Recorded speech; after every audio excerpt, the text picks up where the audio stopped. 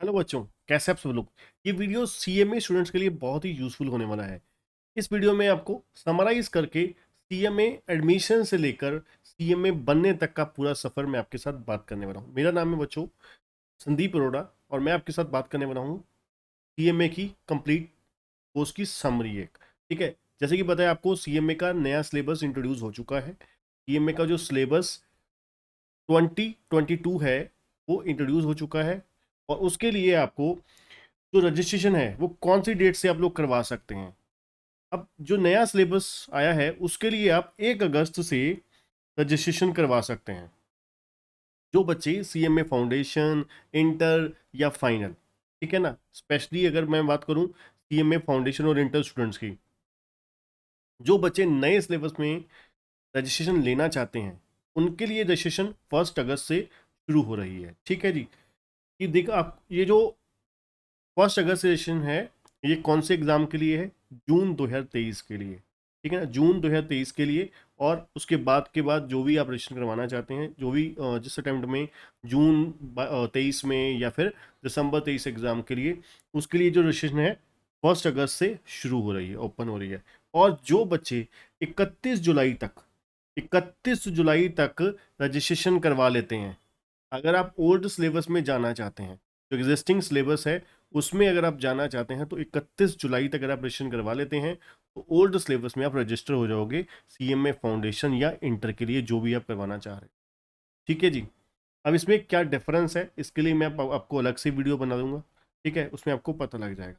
But अभी के लिए मान के चलिए कि आपको, अगर आप सीएमए कोर्स में रजिस्ट्रेशन करवाना चाहते हैं तो आप 1 अगस्त से कंपल्सरी आपको न्यू सिलेबस में करवाना ही पड़ेगा। अगर 31 जुलाई तक करवा लेते हो तो फिर आपको ओल्ड कोर्स में, ओल्ड सिलेबस में आप रजिस्टर हो जाओगे। ठीक है जी।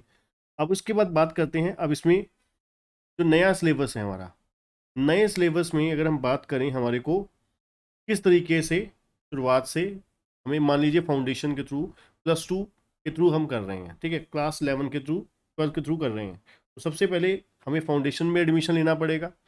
फाउंडेशन में अगर हम एडमिशन लेते हैं तो उसके लिए हमारी कम से कम फॉर्म भरने के लिए, रजिस्ट्रेशन के लिए, क्लास 10 जो है एलिजिबल है फाउंडेशन में एडमिशन के लिए। क्लास 10 का जो पास बच्चा है वो एडमिशन के लिए एलिजिबल है, number 1। Number 2, passed class 12 eligible to appear in the exam. जो बच्चा क्लास 12 पास हो चुका है सिर्फ वही बच्चा एलिजिबल है अपीयर इन द एग्जाम।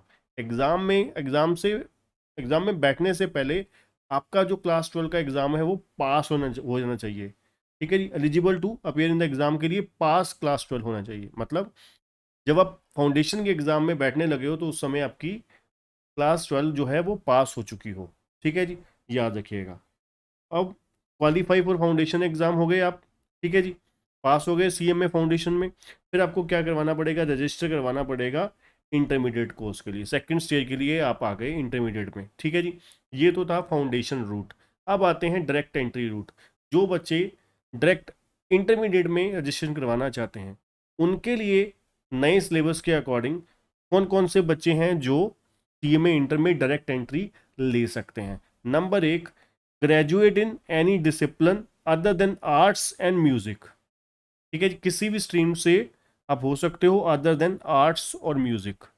ठीक है जी, आर्ट्स स्टूडेंट को छोड़कर, आर्ट्स स्ट्रीम को छोड़कर, म्यूजिक को छोड़कर, बाकी किसी भी स्ट्रीम से आपने ग्रेजुएशन करी हुई है तो आप डायरेक्ट एंट्री के लिए एलिजिबल हो जाते हो, नंबर 1। नंबर 2, जो क्वालिफाइड हैं कैट लेवल 1 या फिर सीए इंटरमीडिएट।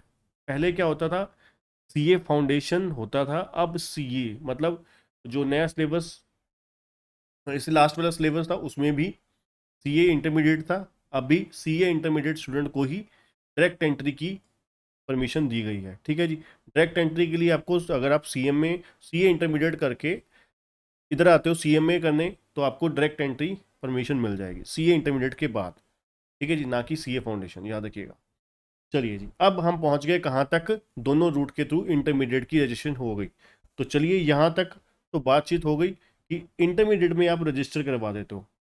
इंटरमीडिएट में रजिस्ट्रेशन करवाने के बाद पहले तो बहुत सिंपल 2 दिन की ट्रेनिंग होती थी, है ना, उससे काम चल जाता था। अब क्या है? आपको world class employability and techno skill development training facility and certification लेने के लिए आपको ये जो सैप लर्निंग हब से पहले गुजरना होगा।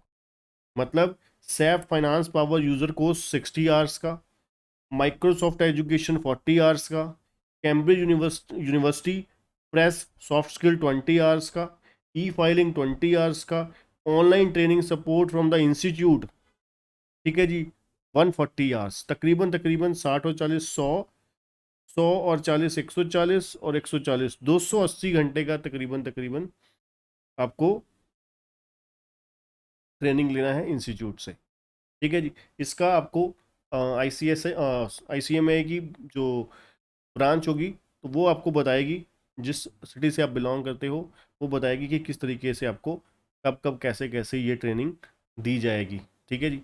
ये CMA इंस्टीट्यूट बताएगी आपको, ठीक है जी। जब आप ये ट्रेनिंग कर लेते हैं इस पीरियड के दौरान, ठीक है, तो उसके बाद आप एलिजिबल हो जाओगे appear in the intermediate exam both या रिमेनिंग। मतलब अगर आप कन्वर्जन स्विच ओवर करवाते हो एक ग्रुप से दूसरे ग्रुप में इधर के लिए, ठीक है, तो आपको पहले ये ट्रेनिंग्स करनी पड़ेंगी, उसके बाद आपको CMA इंटरमीडिएट के दोनों ग्रुप में बैठने के लिए आप एलिजिबल हो जाओगे। फिर आपने अपीयर किया, आप पास हो गए, पास होने के बाद आपने एनरोल करा दिया अपने आप को CMA फाइनल के लिए, ठीक है जी। उसके लिए आपको इंडस्ट्री ओरिएंटेड ट्रेनिंग प्रोग्राम करना पड़ेगा 7 दिन का पहले, ठीक है जी। उसके बाद प्लस आपको 3 साल की जो प्रैक्टिकल ट्रेनिंग है वो करनी है, उसमें 15 महीने की मैंडेटरी है। मतलब क्या हुआ, CMA फाइनल एग्जाम में बैठने से पहले, CMA फाइनल एग्जाम में बैठने से पहले आपको 15 महीने की ट्रेनिंग करनी है ना। 15 महीने की आर्टिकलशिप करनी है। इस आर्टिकलशिप कंप्लीट होने के बाद ही आप एग्जाम में बैठने के एलिजिबल हो पाओगे। उसके बाद फिर आप फाइनल में अपीयर होते हो, ठीक है जी, बोथ ग्रुप में। फिर आप पास होने के बाद CMA बन जाते हो। अब CMA से पहले या फिर pre placement orientation programme, campus placement, ये पता ही आप, कैंपस प्लेसमेंट में आपको ये जॉब के लिए है, plus minimum 3 year work experience, then आप अप्लाई कर सकते हो और मेंबर बन जाते हो इंस्टीट्यूट, ठीक है जी। 3 साल की ट्रेनिंग के बाद, मतलब जो 3 साल की प्रैक्टिकल ट्रेनिंग है वो पूरी करने के बाद आप अप्लाई कर सकते हो मेंबर के लिए, ठीक है जी। CMA तो बन जाते हो।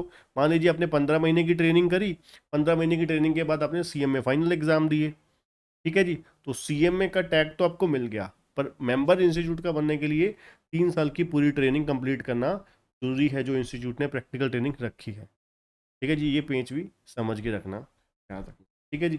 तो यहाँ पर आप अप्लाई कर देते हो और मेंबर बन जाते हो, ठीक है जी। तो कुल मिला के 1 अगस्त 2022 से आपका नया सिलेबस इंट्रोड्यूस हो रहा है, नंबर 1।